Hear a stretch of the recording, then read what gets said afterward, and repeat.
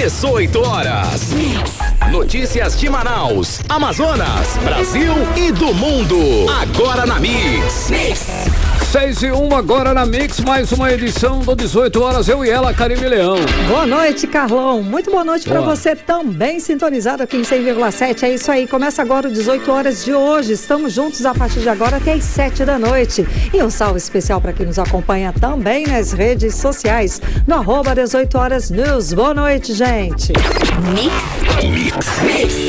Hoje é um dia especial, hein, Karime? Dia 13 é o Dia Mundial do Rock. E aqui em Manaus acontece aí uma programação especial para comemorar a data nesta quinta-feira na Casa de Praia Zezinho Correia, lá na Ponta Negra, na zona oeste da cidade, hein, Karime? Então vambora, gente, porque o evento começa agora, a partir das 6 da tarde, com a apresentação da banda de hard rock heavy metal Strangers, do grupo de rock Bumbá Essence e da banda de pop rock oficial 80. Gente, já isso tudo lá para as 8 da noite. A banda cover The Beatles, oficial do Brasil, faz uma apresentação pra lá de especial, gente. Então, na Ponta Negra. Bora lá, partiu o Dia do Rock. Casa Zezinho Correia, 6:02. Começando 18 horas com os destaques do dia. Amazonas é destaque em lista dos melhores pontos turísticos do país. O governo federal anuncia programa de incentivo à compra de eletrodomésticos. IBAMA faz fiscalização contra a destruição da floresta no interior do Amazonas. Polícia Federal intensifica ações contra crimes de abuso sexual infanto-juvenil no país. Olha, 6:02, você era o melhor Mix do Brasil e vamos juntos dando sequência na melhor programação de Manaus. Com os destaques de hoje em mais uma edição do 18 horas com você até às 7 da noite. Vamos juntos. Hoje é quinta-feira, 13 de julho de 2023, no ar. 18 horas. Olha aí, o Amazonas é destaque na publicação 100 lugares incríveis no Brasil, do jornal Folha de São Paulo desta quinta-feira de hoje. A lista de pontos turísticos e culturais inclui 4 locais imperdíveis para turistar, Karime, aqui no estado do Amazonas. Olha aí, Carlão, é o nosso Amazonas belíssimo que poucos conhecem, tá? Na lista aparece o Parque Nacional do Jaú, que fica entre os municípios de Novairão e Barcelos, a 115 quilômetros aqui de Manaus. O parque tem mais de 2 milhões de hectares e a área abriga cerca de 400 espécies de plantas. É um lugar belíssimo, com diversas cachoeiras também maravilhosas, paradisíacas. E abriga a maior bacia de águas pretas do mundo aqui do Rio Negro. É o segundo maior parque nacional do coração da Amazônia e é possível conhecer em passeios a bordo de voadeiras e pequenas embarcações que saem de Manaus ou de Novairão. São poucas, inclusive, empresas que oferecem esse passeio. A entrada é gratuita, mas precisa ser autorizada pelo Instituto ICMBio. E é bom visitar durante o período de seca, quando as praias aparecem, né? O visual é espetacular, as praias ali... quando aparecem as praias, fica mais bonito ainda, né, Carlão? Um outro ponto turístico amazonense que aparece na lista aí dos 100 lugares incríveis é o Pico da Neblina, no município de São Gabriel da Cachoeira, a 852 quilômetros de Manaus. É considerado um turismo de aventura, tá? Que fica a 3.000 metros de altitude e fica na fronteira do Brasil com a Venezuela. Esse tipo de turismo não é para qualquer um não, viu, Caio? Tem que realmente ter as manhas. As expedições duram 8 dias na mata fechada e muitas vezes até alagada. A aventura exige um excelente preparo físico, mas os poucos que chegam até o topo relatam aí um êxtase, ou seja, vale a pena, né? Porque eles veem uma paisagem, uma vista maravilhosa e é super legal, realmente deve ser maravilhoso, exato. Outro ponto turístico fica aqui em Manaus, é o Encontro das Águas, que sem dúvida o cartão postal mais conhecido do estado. Na lista dos 100 lugares incríveis aparece Parintins, na época do Festival Folclórico, é claro. A disputa de Caprichoso e Garantido é uma festa brilhante, imperdível, maravilhosa, que surpreende e encanta todos que vão para a ilha. Bom, e é claro que nós temos aqui outros lugares também legais aí, maravilhosos para visitar, lugares incríveis incríveis que não estão nessa lista, mas que valem sim a pena conhecer, como por exemplo aí as praias de Barcelos, Maués, o Teatro Amazonas, o Jardim Botânico, o Adolfo Duque. São vários pontos turísticos. São com outros certeza. tantos, né? A gente pode fazer Cachoeira de Figueiredo. As cachoeiras de lá são lindas. Eu destaco também o Mercadão Adolfo Lisboa. Eu acho lindo, é um passeio histórico, gente. Boa. Além também do Largo de São Sebastião, um lugar que eu adoro. Vamos turistar, acho muito bacana a gente turistar aqui pela cidade, pelo estado. O que não faltam são lugares bonitos e incríveis para visitar aqui no Amazonas. Com certeza. 6:06, você no melhor Mix do Brasil. 18 horas. Olha só, o prefeito Davi Almeida vetou o projeto de lei que permite a construção de um posto de combustíveis na área de preservação ambiental Floresta Manaus, no bairro Coroado, Zona Leste, Caribe. E é uma questão polêmica, tá? Que mobilizou a internet para que o prefeito vetasse esse projeto aprovado pelos vereadores. O repórter André Meirelles acompanhou toda essa discussão, a coletiva do prefeito, e traz pra gente agora mais informações. Está ao vivo aqui com a gente. Muito boa noite, André. Então, o que o prefeito alegou para barrar esse projeto? Conta pra gente. Boa noite. Muito boa noite, Karime e Carlão. Boa noite a todos que nos acompanham aqui ao vivo. Exatamente, Karime. Hoje teve, então, essa coletiva. Na verdade, foi no exato momento, no momento em que o prefeito estava inaugurando uma escola ali no bairro de Japim. Teve um momento oportuno em que ele chegou a comentar o que todo mundo estava, que a maioria, né, das pessoas estavam pedindo aí que esse projeto, então, fosse vetado, né? E segundo ele, então, ele assinou ali para que fosse vetado, então, esse projeto. O que acontece? A SEMAS, que é a Secretaria Municipal de Meio Ambiente e Sustentabilidade, emitiu um parecer técnico contra essa construção desse posto de combustível nessa área que é de preservação ambiental, a Floresta Manaus, que fica aí no bairro Coroado, que fica na nossa zona leste aqui de Manaus. Esse laudo, ele foi expedido no dia 28 de junho e a secretaria reafirma a ilegalidade da redução da área da floresta proposta nesse projeto de lei, que o número é o 582/2021, que é do vereador Diego Afonso, do União Brasil, que foi aprovado inclusive pela Câmara Municipal de Manaus. A gente também tentou contato com o vereador e a gente aguarda a resposta dele. E segundo a SEMAS, em caso de aprovação, haverá comprometimento e perda de patrimônio ambiental para o município e de modo igual da qualidade de vida para a população. A SEMAS identifica que a redução da área de floresta para implementação, né, do empreendimento comercial definida pelo projeto de lei tem as mesmas coordenadas de delimitação que constam em projetos de leis anteriores, porque já teve aí um projeto parecido com esse, é o 280/2020, que era do então vereador Reison Castelo Branco. Na época, a proposta também contemplava a IBK Comércio e Serviços Limitada, que fazia a instalação dos postos de combustíveis. E em laudos técnicos anteriores, a SEMAS negou autorização para ampliação de espaço comercial na floresta urbana.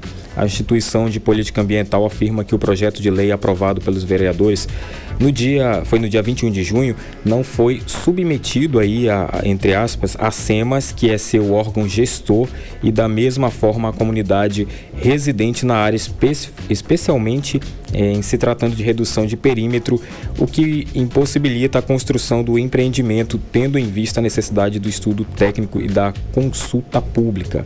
Isso já conforme dentro da lei federal, que é a Lei 9.985/2000. E de acordo com a lei federal, é imprescindível a participação da sociedade e da população diretamente afetada pela administração especial de uma unidade de conservação. Esse projeto foi enviado então para a sanção ou veto, isso ontem, né? O projeto foi enviado para a sanção ou veto do prefeito Davi Almeida, e na manhã de hoje o prefeito afirmou que vetou o projeto de lei.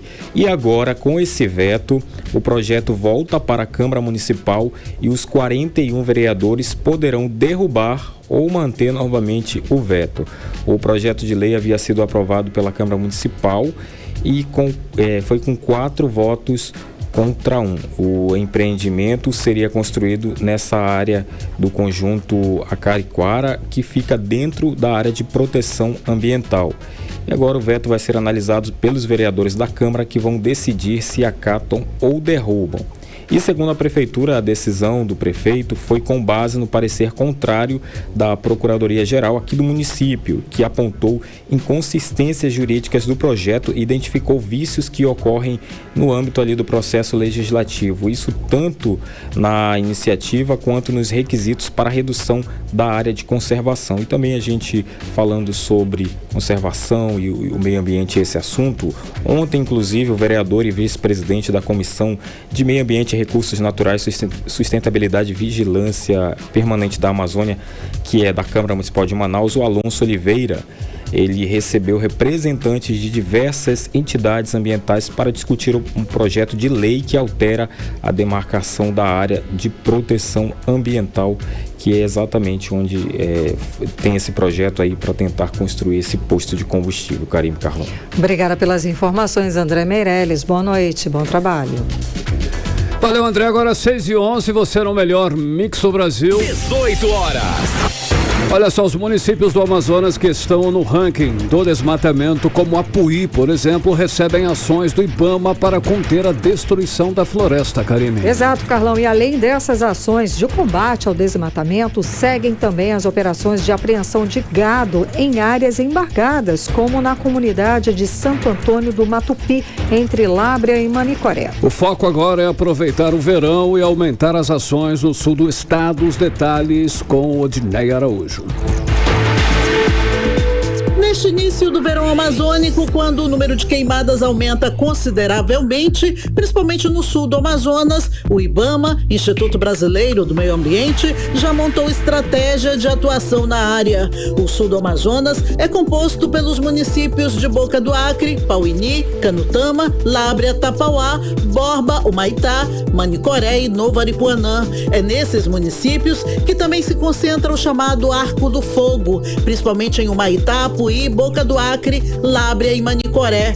Aliás, os municípios de Apuí, Lábrea, Canutama, Novo Aripuanã, Manicoré e Humaitá apareceram na lista dos 20 municípios do país que mais destruíram a floresta amazônica de janeiro a junho desse ano. Os 6 municípios destruíram 21% da floresta nesse primeiro semestre. Apuí, inclusive, ficou em segundo lugar no ranking das cidades que mais desmataram. Com a chegada do verão, além do desmatamento, vem a queimada, principalmente no sul do estado por conta da pecuária. Por causa disso, o IBAMA vai dar início a uma maior atuação na região, de acordo com o superintendente do Instituto no Amazonas, Joel Araújo. A gente espera agora, por conta do verão, aumentar a presença das nossas equipes nas operações no sul do estado. O Amazonas tem sido alvo do desmatamento nos últimos anos, inclusive chegando a bater vários recordes aí de desmatamento em alguns municípios.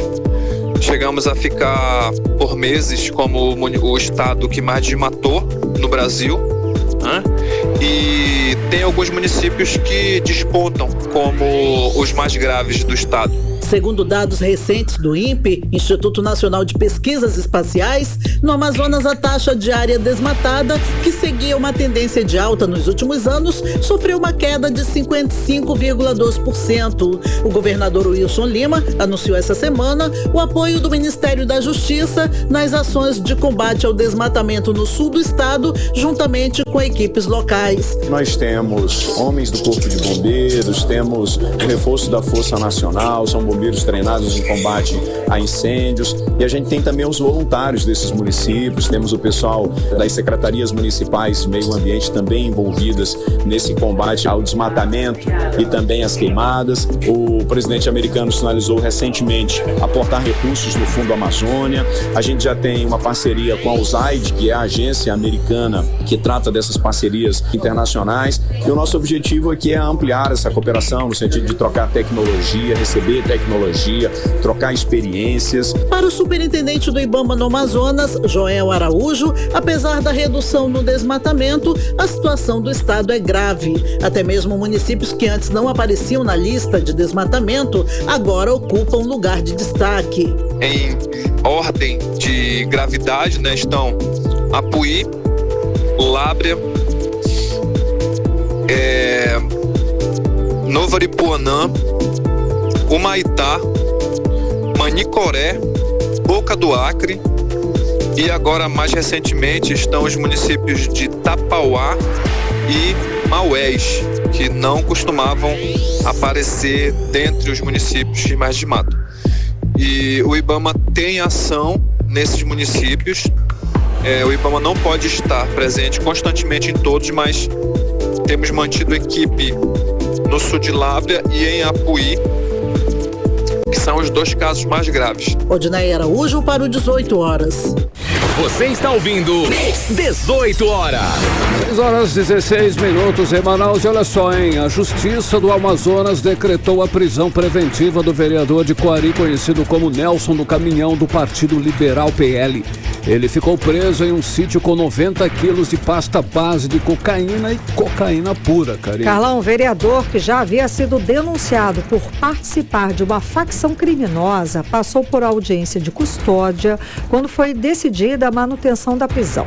Nelson do Caminhão já tinha um mandato de busca, apreensão e prisão contra ele expedido pela Justiça do Amazonas. O vereador é investigado por suposta participação numa organização criminosa que atua no tráfico de drogas e na prática de roubos em rios, os chamados piratas dos rios, Karine. E vale lembrar que ontem o Partido Liberal divulgou nota anunciando a expulsão do vereador do partido. Político traficante é o que está se destacando, infelizmente, na política amazonense. Onde é que fomos parar, né, Carlão? Aí há quem diga no fundo do poço. 6h17, você no melhor Mix do Brasil. Mix. Olha, começou a reforma do Ministério do Governo Lula. A primeira mudança que já era esperada, inclusive, é no Ministério do Turismo. Depois da reforma tributária, está aí a reforma do Ministério, né? Dos ministros, Carlão. Bom, outras mudanças devem ser anunciadas em breve. Para falar mais sobre o assunto, vamos chamar agora o nosso correspondente, o jornalista Carlos Eduardo Matos. Cadu, é a conta da reforma tributária, né? Não, você até já havia cravado aí essa mudança no turismo. Conta mais pra gente, seja bem-vindo. Não estamos lhe ouvindo, Cadu. Áudio, acho que está faltando o sinal. Agora já? Agora já? Chegou. Agora já. Agora sim. É o botão aqui que eu apertei, Pronto. gente. Desculpa. Seja Agora sim, boa noite, bem-vindo. Karime. Muito obrigado, querida. Boa noite pra você, Karime. Boa noite, Carlão. Valeu. Boa noite, ouvintes do programa 18 horas. Exato, Karime. Nós cravamos essa informação. A gente falou algumas vezes aqui sobre Daniela Carneiro, eleita deputada federal pelo estado do Rio de Janeiro, sua área, né, que fez aí uma campanha pró-Lula no ano passado, ao lado do marido dela, o Vaguinho, e a recompensa foi o Ministério do Turismo, uma pasta até inexpressiva, até então, até um dia desse inexpressivo, que repassa pouquíssimos recursos para os estados e municípios. Era uma pasta desinteressante, digamos assim. Só que agora a coisa mudou, Karime.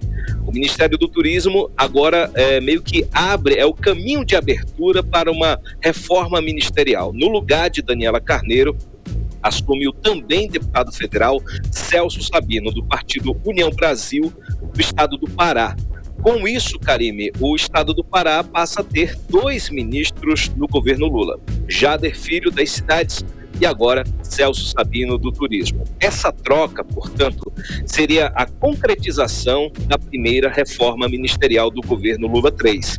E é possível que venha mais por aí, Karime, porque a União Brasil quer também o comando da Embratur, que é uma pasta ligada ao Ministério do Turismo, e dos Correios. Já o Republicanos quer o Ministério do Esporte. A gente já falou sobre esse assunto aqui, que é uma pasta comandada por Ana Moser, que tem sido bastante elogiada internamente no governo e tem o apoio do presidente Lula. O Republicanos quer entrar no governo, Karime, ele quer lular, sabe? Mas há uma resistência entre as principais lideranças do partido, entre eles o governador de São Paulo, Tarcísio Freitas. Já o Partido Progressistas, que é a sigla do presidente da Câmara, Arthur Lira, que já pediu o Ministério da Saúde e até o momento não conseguiu, agora está interessado na Caixa Econômica Federal e no Ministério de Desenvolvimento Social, que é a espinha dorsal dos programas sociais do governo Lula. E sobre isso, Karime, o presidente Lula se manifestou, dizendo que ele não abre mão do comando nem de seus programas sociais e nem da saúde. Então vamos ouvir um trecho da entrevista que ele concedeu a uma emissora de TV. Esse ministério é um ministério meu. Não sai, a saúde não sai. Sabe, não é o partido que quer vir para o governo que pede ministério, é o governo que oferece o ministério. É só fazer uma inversão de valores, ou seja, no momento certo nós vamos conversar da forma mais tranquila possível. Eu não quero conversa escondida, eu não quero conversa secreta.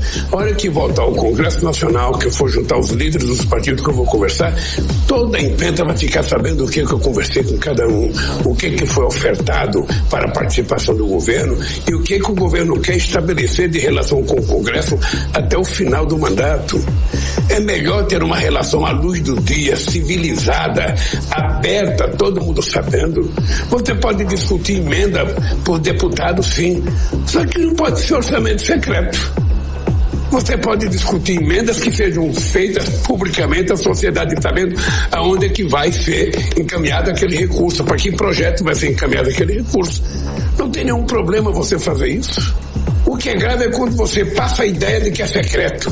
Aí você já cria a tese da suspeição. E nunca é bom você viver sob suspeição. Por isso é importante a gente fazer acordo à luz do dia. 18 horas. A gente acompanhou a fala do presidente Luiz Inácio Lula da Silva falando dos acordos à luz do dia, né, Cadu? Exatamente, ele faz uma crítica, né, ao orçamento secreto, a essa pressão que os partidos de centro fazem para entrar no governo. Eles querem ministérios, cargos de primeiro escalão, cargos de segundo escalão, e Lula meio que fez um desabafo com relação a essa pressa, né, essa pressão que os partidos de centro estão fazendo para entrar no governo. Então, só para a gente refletir um pouco aqui, Karine, o Partido Progressistas, que é meio que o partido que lidera o Centrão, ele fez esse mesmo expediente de pressão no governo de Jair Bolsonaro. Havia uma grande resistência aos partidos de centro, lembra? O general lá, o Heleno, falando se pegar ladrão, não fica o meu irmão, se ficar centrão, sei lá. O PP foi lá e fez o trabalho dele, fez um movimento grande de resistência ao então governo. Então Bolsonaro entendeu que sem os partidos de centro não era possível governar. E aí permitiu a criação do orçamento secreto. E o orçamento secreto, Karime, garantiu não só o apoio, garantiu também a fidelidade política e ideológica dos partidos de centro. Dividiu os partidos de centro ao meio, para você ter uma ideia. Então, mas a história nos diz o quê? Que essa estratégia do orçamento secreto não deu certo. Não foi para frente com a derrota de Jair Bolsonaro. E agora o PP vem se movimentando para entrar no coração deste atual governo. Claro que Lula vai ceder, Karine, importante a gente frisar. Mas a única dúvida que a gente tem é quanto ele vai ceder para ter governabilidade. É isso aí que a gente precisa aguardar e acompanhar com bastante atenção. Karine e Carlão. Ei, Cadu, olha só, agora o governo federal anunciou um programa de incentivo à compra de eletrodomésticos. Em que isso, Cadu, vai beneficiar o consumidor ou mesmo as indústrias de setor aqui de Manaus, principalmente, Cadu? Carlão, essa ideia do presidente Lula não é nova, viu? Em 2009, no segundo mandato dele, ele criou um programa de incentivo à linha branca que caiu pela metade os impostos sobre geladeira, fogão, televisão, máquina de lavar, micro-ondas, enfim, itens básicos da cozinha, da sala e da lavanderia. Só que Lula lançou a ideia sem conversar com a equipe dele, né? E nem com o ministro Geraldo Alckmin. E agora o Ministério da Indústria e Comércio está trabalhando em cima da construção desse programa, que deve ter o mesmo espírito de 2009, de redução de impostos federais. Claro que isso deve beneficiar muitas fábricas da Zona Franca de Manaus, Carlão, que produzem aí alguns itens da linha branca. Certamente as esteiras de produção vão estar lotadas por um tempo, o faturamento certamente vai aumentar, tem tudo aí para ser um Natal antecipado. Então vamos torcer para que esse programa saia de fato, porque é mais emprego aí no estado do Amazonas, mais horas extras, né, para os industriários, mais dinheiro no bolso do povo. E agora vamos esperar os termos desse programa, que deve ser igual àquele programa de incentivo à compra do carro novo, que acabou há 2 semanas, uma semana pelo menos. O governo estabeleceu ali um crédito macro de 800 milhões de reais e as concessionárias foram consumindo esse crédito, digamos assim, dando desconto na hora da venda até somar 800 milhões. Foi ruim, Carlão? Foi. Foi provisório? Foi, mas as montadoras não reclamaram, viu? Essa foi a avaliação. Então a gente espera que o governo, a gente pensa que o governo fará a mesma estratégia. Vamos ver, até porque está rolando aí a reforma tributária, está chegando aí. Eu acredito que se pintar agora esse programa, vai ser provisório também. Carlão e Karime. É possível, né, Cadu? Agora, mais programa para as pessoas gastarem, se endividarem, e o Desenrola Brasil, que é bom nada, né? Estamos só aguardando. O Lula, pelo contrário. O presidente Lula falou sobre isso hoje, ele prometeu que vai sair. Sim, mas não deu data não, viu? Pois é, vamos seguir em frente, Cadu. E o Senado aprovou alterações nas leis trabalhistas, né, que proíbe o vínculo empregatício entre igrejas e religiosos. Explica isso pra gente melhor, Cadu. Karime, esse projeto é de autoria de um deputado ligado à Igreja Universal do Reino de Deus. Então, ele beneficia principalmente as igrejas evangélicas. Beneficia, Karime, porque protege as denominações religiosas de processos judiciais. Tem gente indo na Justiça do Trabalho pedir que a igreja assine a carteira de trabalho, alegando que o tempo dedicado à obra acaba gerando um vínculo empregatício. Porém, por outro lado, as igrejas vão ter que encerrar os contratos CLT já existentes com pastores, bispos, obreiros, obreiras, enfim. A gente sabe que essas igrejas empregam muita gente. Não estou falando só da Igreja Universal. Tem as pentecostais, tem as Assembleias de Deus, tem várias outras denominações. As batistas também empregam muita gente. E o salário, claro, é pago com dízimo. Então, para essas igrejas, esse projeto significa economia, porém, vai ter aí a perda de mão de obra contratada. Elas vão passar a contar somente com o trabalho voluntário, que é bem menor. Então, esse projeto vai à sanção presidencial, já passou na Câmara, passou no Senado e vai para a sanção presidencial. Se isso valer, realmente, as igrejas, os templos vão estar proibidos de assinar carteira de religiosos. Pessoas que são ligadas à igreja, resolvem trabalhar voluntariamente, quer evoluir para empregado, isso aí já não vai mais acontecer. Agora, Karime, antes da gente encerrar, só uma última notinha, é que o presidente Lula sancionou hoje o programa que recria o Minha Casa Minha Vida. O programa ampliou o acesso para famílias de classe média, reduziu as taxas e também aumentou o subsídio para aquisição de imóveis. O governo prevê entregar 8 mil unidades até o fim desse ano, incluindo o estado do Amazonas, tá? E até 2026 promete aí entregar 2 milhões de unidades. Então são apartamentos amplos, inclusive com a varanda do Pum, como disse hoje o presidente Lula, viu? Hoje ele fez um discurso dizendo que toda casa de pobre tem que ter a varanda do Pum. Meu Deus do céu, esse homem não perde a piada. Volto com vocês, Karime e Carlão. Valeu, Cadu. Obrigada pelas informações, Cadu. Boa noite, bom trabalho. Tchau, tchau. Valeu, gente. Tchau, tchau. 6h28, você está no melhor mix do Brasil. 18 horas. Daqui a pouco aqui no 18 horas, Amazonas registrou 60 novos casos de Covid-19 no intervalo de uma semana. É o nosso assunto em instantes. Mix. Vamos agora conferir previsão do tempo e temperatura para amanhã. Amanhã já é sexta-feira, hein? Final de semana. Vamos saber aí como é que vai ficar, né?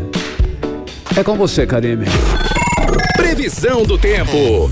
Segundo informações do Clima Tempo, a sexta-feira vai ser de sol e aumento de nuvens de manhã, com pancadas de chuva à tarde e à noite. A mínima prevista é de 24 graus, a máxima não deve passar dos 32 graus. As chances de chuva são de 67% e a umidade relativa do ar fica entre 45% e 97%. E o Rio Negro mantém o ritmo de seca ao baixar mais 3 centímetros de ontem para hoje. Na manhã desta quinta-feira, o Rio Negro registrava a cota de 27 metros e 65 centímetros acima do nível do mar. Só este mês, o Rio Negro já baixou 39 centímetros. E agora nós vamos falar um pouquinho aí de economia. É que o governador Wilson Lima sancionou a lei que facilita o pagamento de dívidas para contribuintes inscritos na dívida ativa do Estado, Karime. Então, essa lei abre novas oportunidades de geração de emprego e renda e, claro, de aumento da receita estadual. Vamos entender melhor como é que isso vai acontecer agora na reportagem de André Meirelles. A nova lei de transação de créditos tributários e não tributários, que permite ao contribuinte com débito inscrito em dívida ativa a regularização com o fisco estadual, proposta pelo deputado estadual Adjunto Afonso do União e aprovada pela Assembleia Legislativa do Amazonas no dia 20 de junho, foi sancionada nesta quinta-feira. A nova legislação permite que os contribuintes regularizem as dívidas com o Estado em até 100 parcelas, com descontos de juros e multas. Também é possível parcelar o valor total da dívida em até 60 meses sem descontos. A partir da sanção, já é preparado a regulamentação da nova lei, que deverá ser concluída em até 30 dias e vai contemplar a definição das condições e prazos para o processo de regularização fiscal, como explica o governador do Amazonas, Wilson Lima. Essa lei é uma lei importante, é uma lei de transação de créditos tributários e não tributários, daquelas pessoas que têm algum tipo de dívida com o fisco estadual.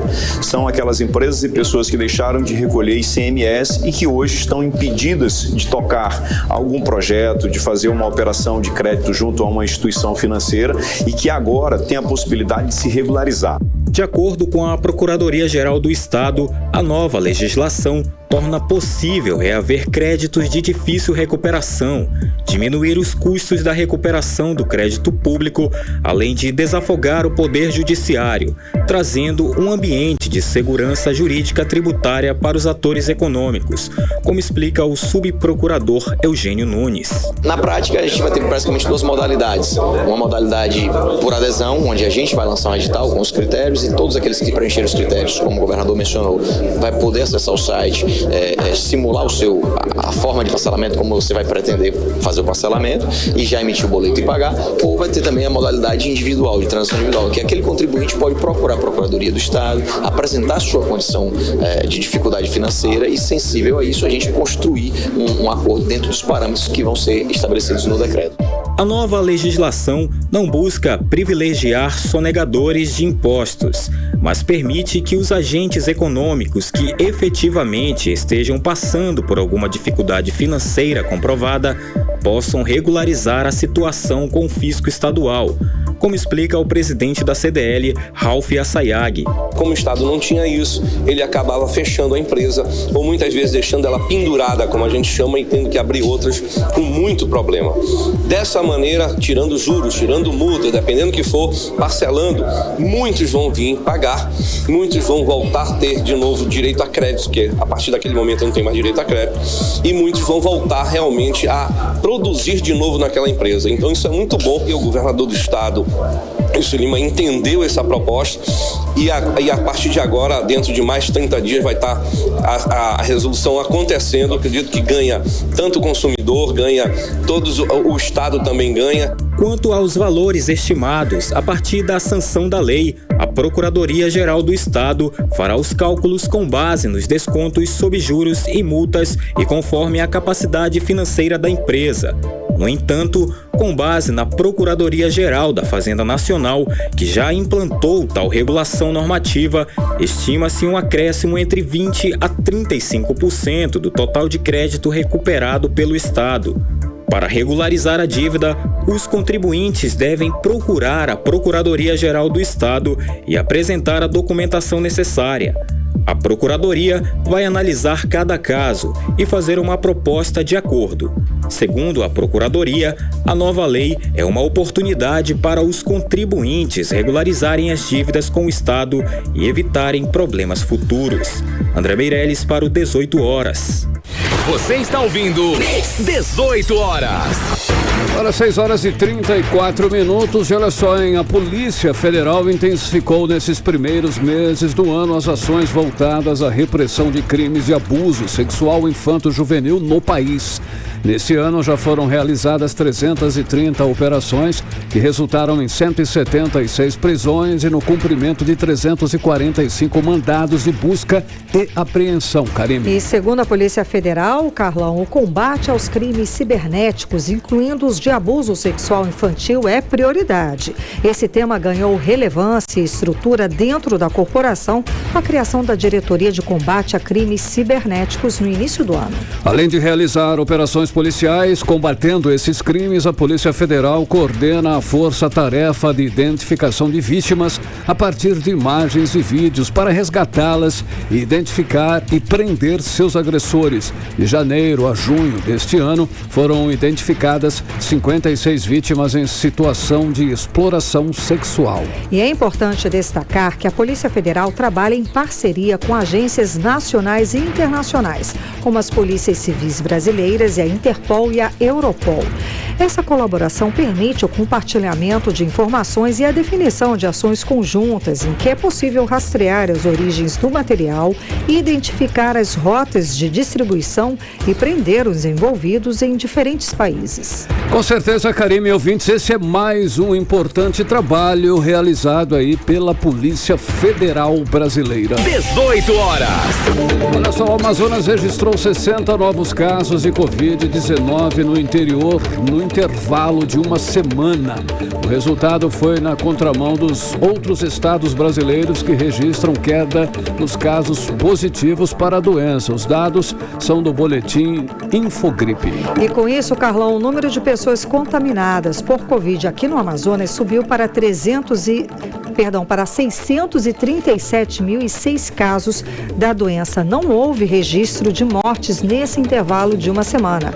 O baixo índice de vacinação é apontado como um dos responsáveis para esse número crescente de novos casos. Vamos acompanhar mais detalhes agora na reportagem de Odinei Araújo.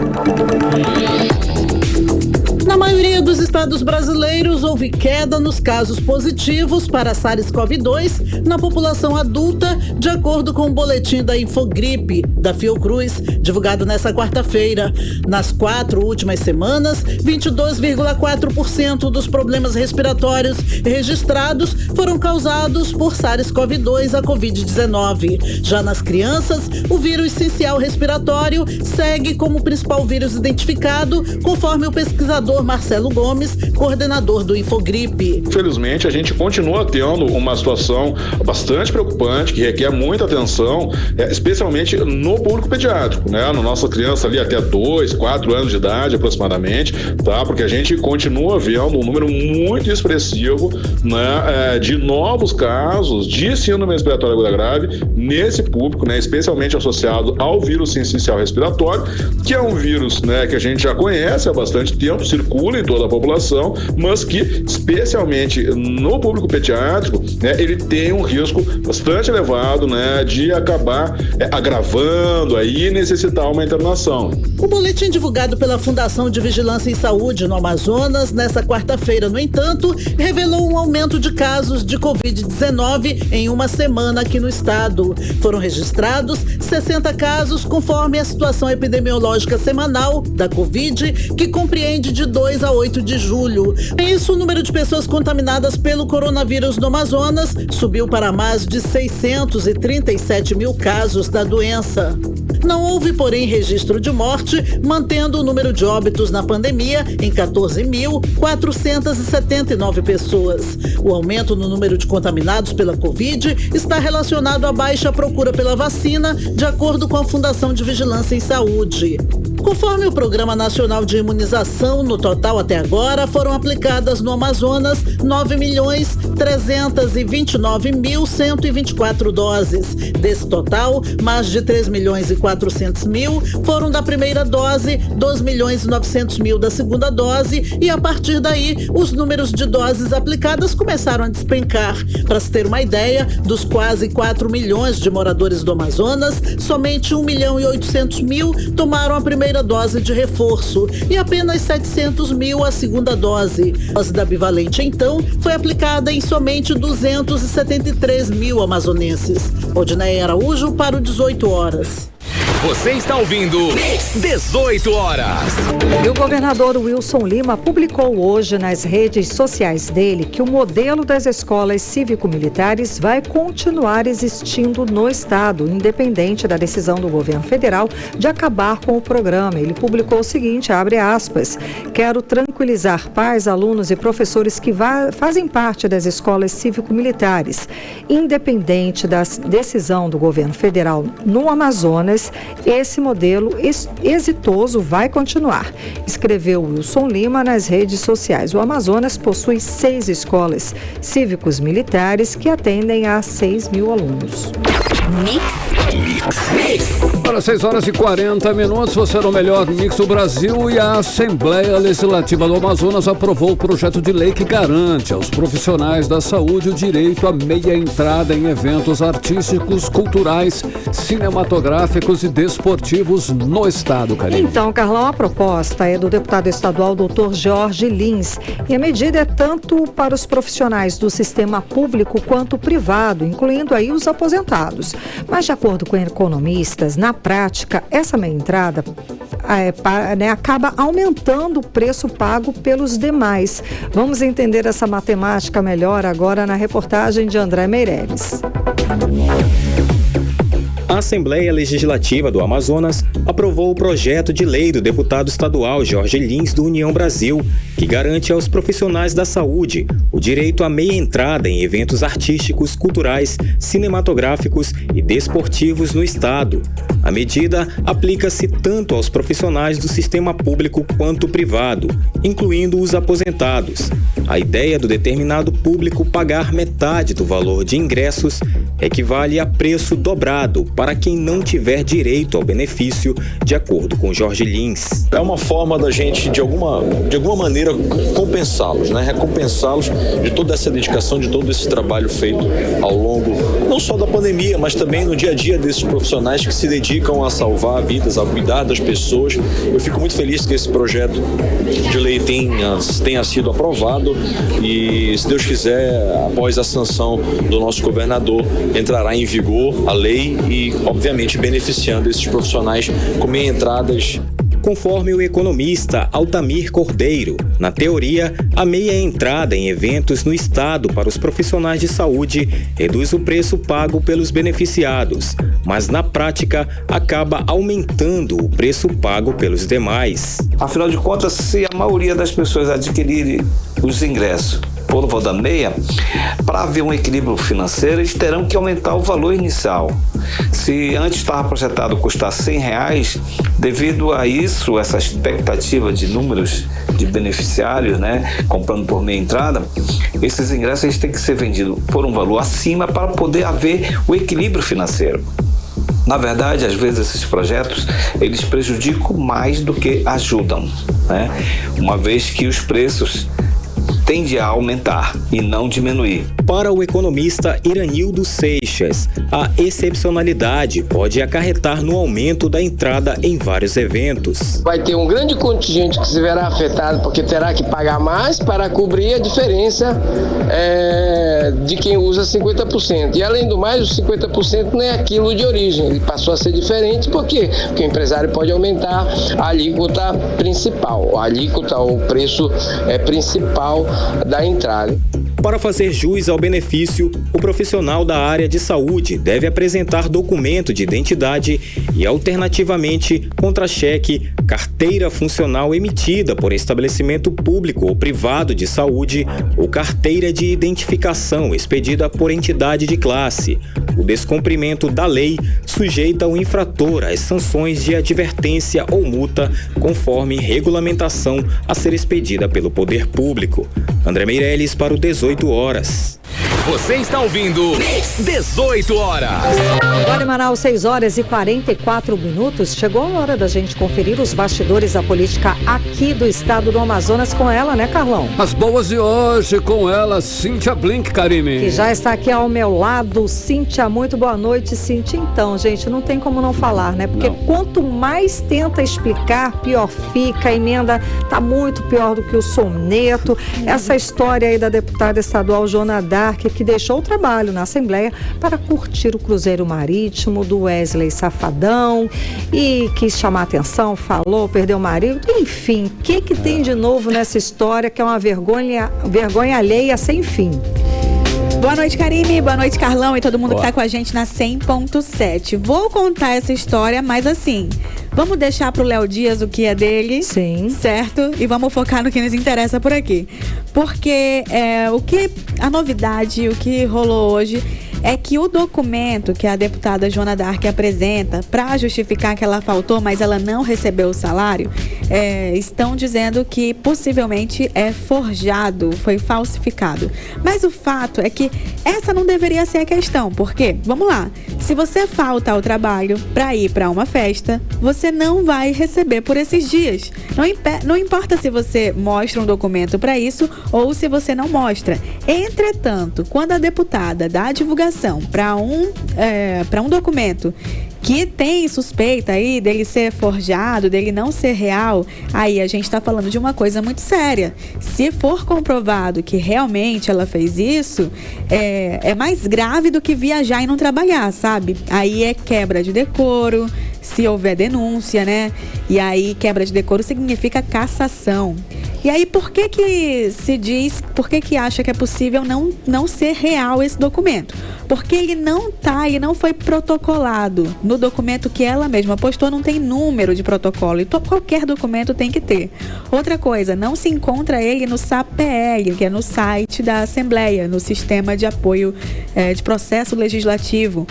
E, enfim, uma série de coisas. Além disso, também aquela coisa, né? Puxa um fio ali, vai vindo coisa. Pior ainda, né? E aí o jornal A Crítica fez uma publicação dizendo que a deputada, a assessoria da deputada justificou que ela não participaria de uma entrevista nesses dias porque ela estava em um compromisso do estágio, um estágio supervisionado.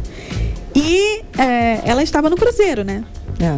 Ela não estava no estágio supervisionado do curso de veterinária, né? Isso. Ela justificou dizendo que estaria focada nesse estágio e que não poderia dar entrevista. Exatamente, mas não foi o que a gente viu. Então, o que pode acontecer? A gente fica de olho assim, a quem interessaria uma deputada Joana D'Arc cassada? Quem é suplente? A vereadora professora Jaqueline. Por quê? Ela pode provocar isso, ela pode entrar aí com um processo junto à mesa diretora. Qualquer cidadão pode, tá? Mas a gente foca nela porque, né, é a suplente. Interessado. Exatamente. Então, eu até perguntei da vereadora, mas ela não me respondeu. E assim que eu tiver alguma resposta, me disseram que ela estava viajando. Mas assim que eu tiver... É período de férias agora mesmo. Sim, agora depois de quarta-feira, período de férias, né? Então eu tô apurando se isso vai andar. Nos bastidores se fala, mas carece apuração, sabe? Então eu vou saber mais disso. E é isso, o protocolo não aparece, a deputada não se manifestou sobre. Ela falou o seguinte, que ela não precisava apresentar o documento para ter o salário descontado, mas isso aí todo mundo está sabendo. Não é que ela fez um favor em pedir para descontar o salário, já seria, se você não trabalha, você não recebe. Sim. Então essas são as novidades sobre isso. Karime, Carlão. Cíntia Blinck, olha só, agora no PL parece que está um clima de guerra lá, as relações entre o Coronel Menezes e o deputado capitão Alberto Neto, né, que já vem rolando há algum tempo, essa animosidade, estão cada vez mais estremecidas. É um fight lá, é tiro, porrada, bomba. Os conservadores estão em atrito. O atrito tá tanto que eu tô começando a achar que isso aí é amor, viu? Porque já tem tempo. A gente tem Coronel Menezes fazendo live dedicada ao Alberto Neto, com o rosto do Alberto Neto de um lado do outro, deputado federal Alberto Neto. E assim que rolou a reforma tributária, a gente lembra, o deputado federal Alberto Neto foi o que votou contrário. E o Coronel Menezes, que está sem cargo, ele fez uma live criticando, chamou Alberto Neto de Judas. E por conta disso, o deputado entrou aí com uma denúncia contra o colega de partido. E agora... isso foi acatado, né, pelo conselho aí do partido e agora isso vai ser analisado, ou seja, vão ver se cabe uma punição, se não cabe, qual seria essa punição, pode chegar a ser expulso do partido, viu? Então a gente tem que ver de perto como é que esse conselho vai acompanhar essa história, mas o fato de que há uma animosidade entre Alberto Neto e Menezes, isso é público notório, nem um pouco bastidor, isso já está mais do que claro. O que Menezes respondeu, dizendo que ele tá tranquilo sobre isso, aquele discurso que a gente conhece, né? Karime, Carlão. Cíntia, vem cá. E como a gente já falou aqui no programa, o prefeito Davi Almeida, ele vetou o projeto que permitia a construção de um posto de combustível numa área verde. Muito que bem. Só que esse veto pode ser derrubado pelos vereadores. Dizer, agora porque voltou lá, né, para os vereadores. Exatamente. E aí, como é que está o clima aí? Será que vão derrubar? Será que vão votar de acordo com o prefeito? Olha, lá na Câmara Municipal, a primeiro momento que rola esse projeto, eles conseguiram passar e levar para o prefeito, mas sob muita rejeição, muita revolta de alguns deputados, como Rodrigo Guedes e outros lá. Agora, a população se manifestou. Nas redes sociais, as pessoas falam desse projeto e ficaram felizes com a reação do prefeito. Então, o prefeito agiu, pelo que a gente consegue ver, como a população queria. Essa pressão importa e muito, viu? Então, na hora que isso volta para o parlamento, volta com outro peso. A gente vai ter que analisar se eles vão ter essa força, digamos assim, de mesmo com a população falando o contrário, eles pretendem manter, ou se não. É o prefeito e o povo juntos aí contra. Agora já tem a opinião pública, Pensou, né? Então eu penso que é possível a gente ver a coisa reverter aí, mas vamos acompanhar. Isso vai ser depois de férias, né? Então a gente tem que ficar lembrando aí disso. E aí, pra finalizar, deixa eu contar só mais uma coisa, porque aconteceu uma reviravolta. Senador Eduardo Braga, que tem aquele monte de processo contra o governador Wilson Lima para tirar o Wilson Lima da cadeira de governador, desistiu de um dos processos, justo aquele que ele ganhou. Lembra que eu trouxe aqui? Sim. Pois é, por que ele desistiu? Há algumas respostas sobre isso. Primeiro, fala-se que é uma estratégia dos advogados. Essa é a que menos cola. A outra ele agora está na reforma tributária, né? Relator. Então, isso muda um pouco o jogo. Quem era inimigo vira amigo. Lembra que eu falei? Não fica preocupado. Não escolha lados, porque as coisas mudam de acordo com o andar da carruagem. Das ondas. Exatamente. E pode ser que nós estejamos vendo novos aliados por aí. Isso muda 2024, isso muda 2026, mas eu vou apurar isso melhor e trago pra você mais amanhã, tá bom? Boa, Cíntia. Muito obrigada pelas informações. Tchau, tchau. Agora 6h52 e você está no melhor mix do Brasil. 18 horas. E agora nós vamos o quê? Conferir tempo e temperatura para esta noite de quinta-feira. Com ela, Karime.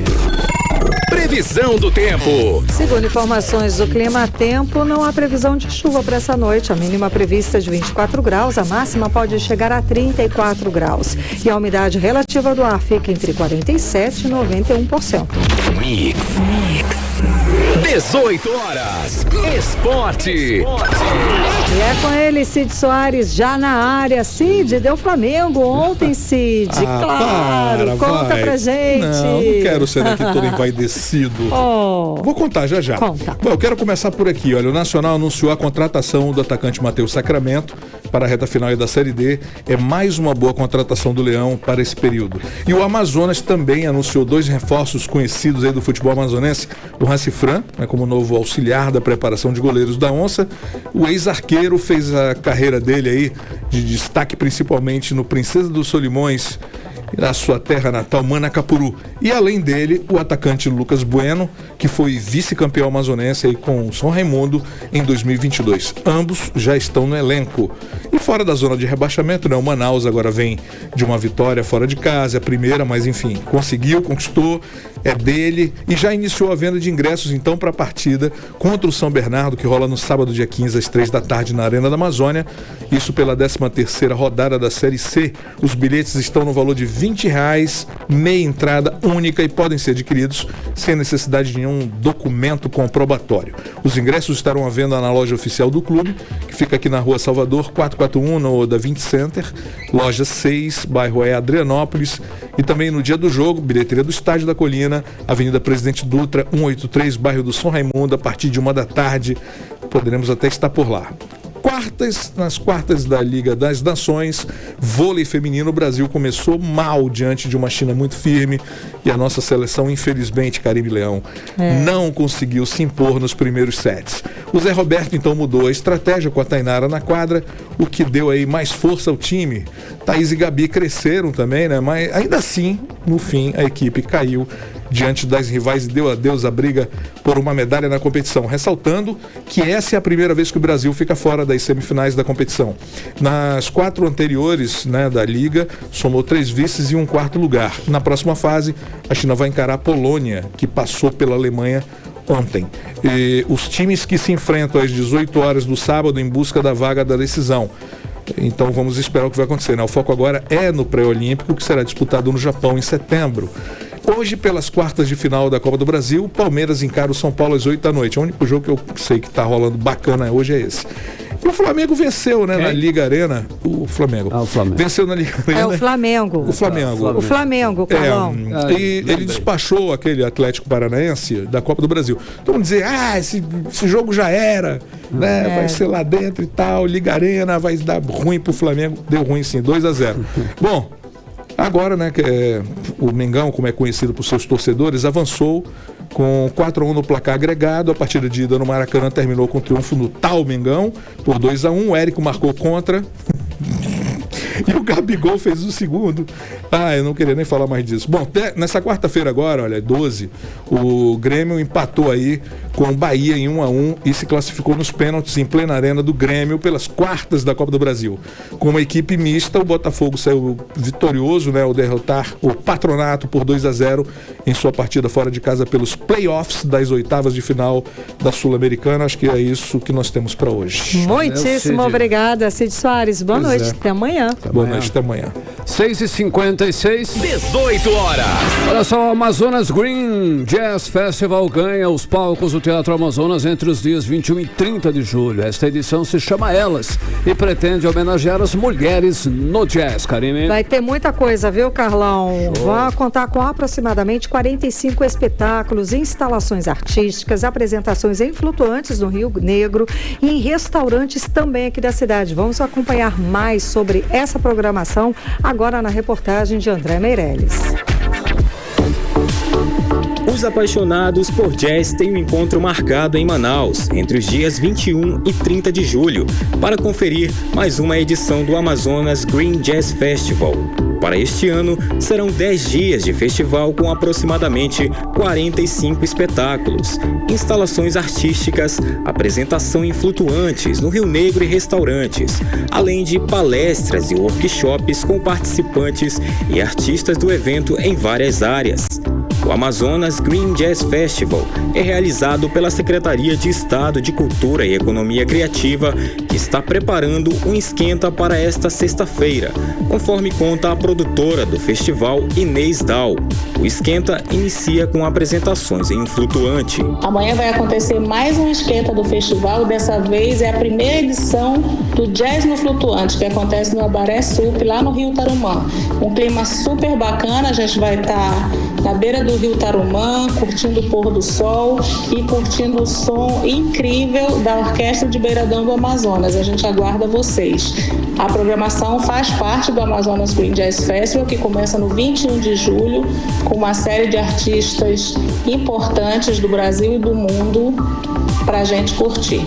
A programação do festival conta com shows no Centenário Teatro Amazonas, na Casa do Jazz e das Artes, com exposições interativas e pocket shows gratuitos ao ar livre, no Largo São Sebastião, que receberá instalações imersivas, no Espaço Samanauara, no Manauara Shopping.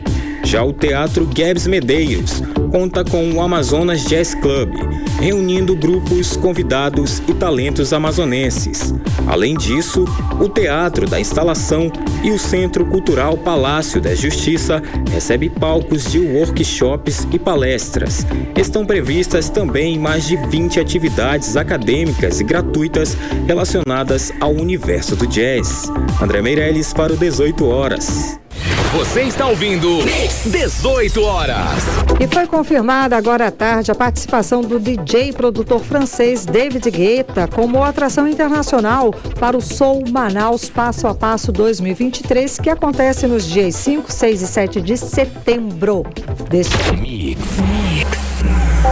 Agora 6 horas e 59 minutos, seguimos direto para o Editorial 18 horas. Editorial 18 horas. Um estudo do Sebrae divulgado hoje mostra o poder e a importância das micro e pequenas empresas no Brasil. O estudo aponta que 7 em cada 10 vagas de trabalho com carteira assinada foram criadas por micro e pequenos negócios. De janeiro a maio deste ano, o Brasil criou 865 mil empregos formais. Desses Desses, 594 mil foram por micro e pequenas empresas. Isso representa 69% dos empregos formais. São 22 milhões de pequenos negócios fundamentais à economia. Eles representam quase um terço da soma de todos os produtos e serviços do país em um ano. Os números mostram que o Brasil é um país de empreendedores e que os microempreendedores brasileiros são de grande competência e merecem ser muito mais bem tratados. 18 horas. 7 em ponto, Karime, boa noite. Boa noite, um beijo, até amanhã. Até amanhã. Você ouviu 18 horas. As notícias do Brasil e do mundo. De volta amanhã.